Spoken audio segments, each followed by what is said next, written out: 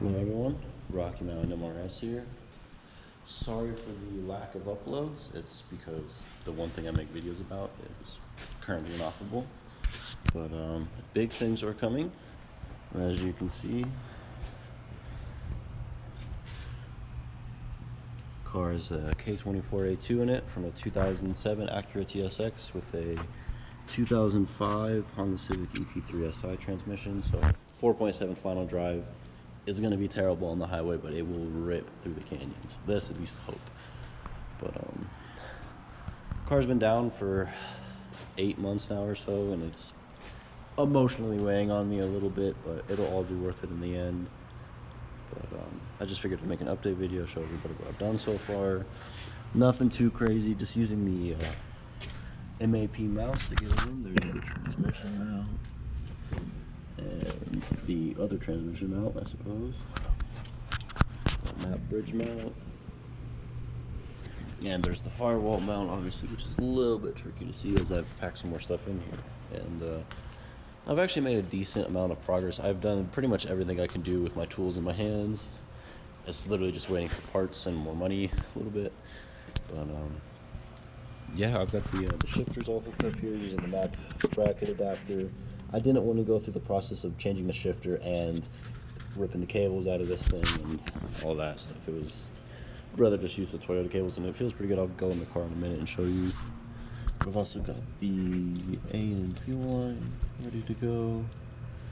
I just need a couple fittings for this, and it'll go into my bracket. And as well as got the clutch pedal all hooked up. So clutch works with the Toyota, everything else, shifter. There's a bit of a bind and forth, but it will take fine tuning once the car's running, driving, and all that, I'm sure. But I've definitely made some progress, but it has been halting. Life gets in the way as it does with these things, you know. I'm sure any car guy, any project car guy knows. But I'm definitely looking forward to getting the car back on the road again.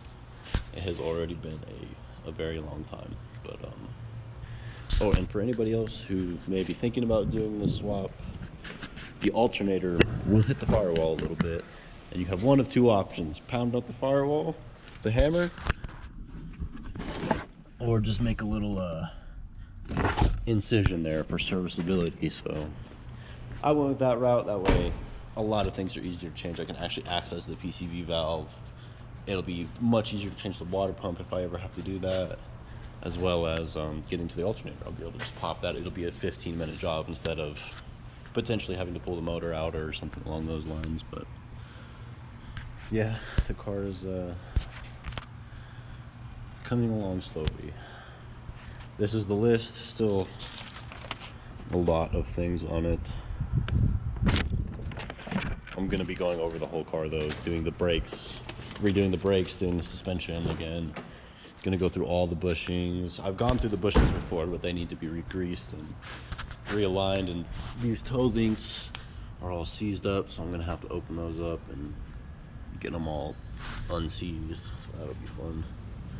As well as just clean up like rust and like spots like this sway bar end link from MR2's RS just got nailed by the corrosion. But yeah, definitely a long process, but it will get there for sure. So if you are still subscribed, please stay subscribed. One day the car will be back again, as promised.